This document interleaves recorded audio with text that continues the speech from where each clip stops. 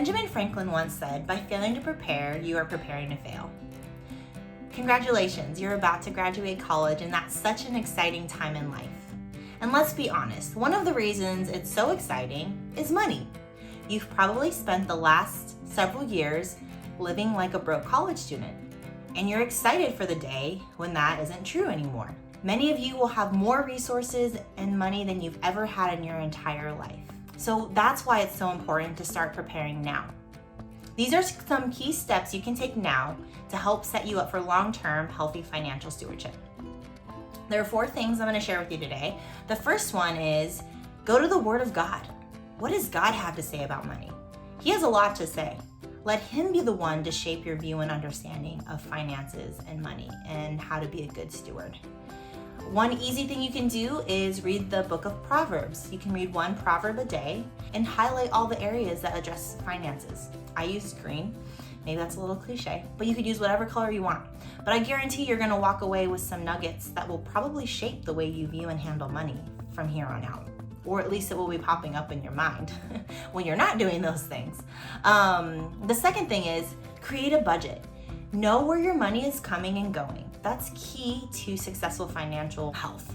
Before you even get your first paycheck, I would encourage you to get a ballpark figure of your living expenses. And I would encourage you to go online and look up how to create a budget. You could use Mint or Dave Ramsey. It's a great resource as well. They'll help you think through areas to budget for that you aren't thinking about. For example, I never thought about renter's insurance, but when I graduated college, I had to get renter's insurance. Probably should have had it in college, but I didn't know any better. So renter's insurance and things like that, it really adds up. So have a guideline to walk you through what to think through to add to your budget. And then also there's percentages that people have kind of come up with to help you have an understanding of if your budget is realistic and healthy. For example, food, one of the recommendations, so food includes groceries and restaurants. And typically you don't want your food budget to be more than 5 to 10% of your take-home monthly budget. So if you're spending 30% of your income on food, that's probably really too high. And you need to make adjustments for that. But some of us just don't even know where to start. So some of those budget templates will really be helpful for you in that area. The third thing is once you create your budget, you are going to stick to your budget. You're gonna track it. Again, I think I mentioned this, but Mint and Every Dollar, which is an app by Dave Ramsey, they will help you track how you're spending your money.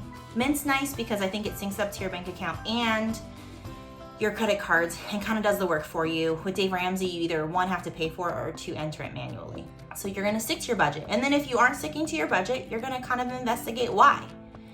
Why, if my budget's $200 on food, why am I spending $350? Maybe you're going out to eat a little too often. And so either scale back, don't eat out 5 days a week, eat out 3 days a week. Or you realize, I actually don't go to the movies as much as I thought, and I put too much money in entertainment, and I'd rather put that money towards food. So just you can make adjustments. That is the best fit for your life. And then 4, take a financial stewardship course to grow your understanding and knowledge of money and how to handle it well. It's gonna help you do things like, how do I pay off my debt faster? How do I plan for retirement? When you get a job at a company and your HR comes to you and says, what do you wanna do about long-term disability or short-term disability or, life insurance. Some of those financial planning classes will kind of help you think through and know how to make the best decision for you and your family. And then also investing, that's another area that they can kind of attest to. When's a good time to invest? How do you think through that? So those were 4 things that I shared with you. Go to the Word of God, create a budget, stick to your budget and track it. And 4th, think about taking the next step in terms of growing your knowledge by taking a class or a course on finances. And then there's just a few other things I wanted to share with you to encourage you and that I think will help you be successful. 1, pray. Surrender this area of your life to God and ask Him to grow you into a wise and faithful financial steward for His glory. for his kingdom and for your best. 2, from the very get-go, make giving to God a complete priority. It's a non-negotiable. And I'm not going to talk to you about what percentage or what amount or anything like that, but give to the Lord. 3rd, talk about money. You don't have to boast about it. You don't have to moan about it. But don't be afraid to ask questions, especially if it's someone you really respect. And don't be afraid to share about what you're learning. 4, adopt early the mindset that debt is not the norm.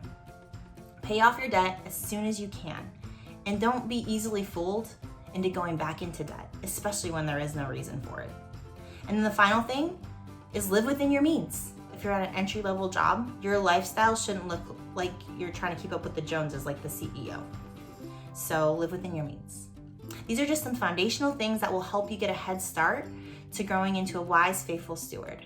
And don't forget to give yourself grace in the process, because it is a process. And so God is faithful. He's gonna complete the work that He started in you. But it's so much more enjoyable and so much more exciting when we willingly enter into that with Him. So I am praying that you grow to be a wise and faithful financial steward. And thanks for your time. Happy graduation.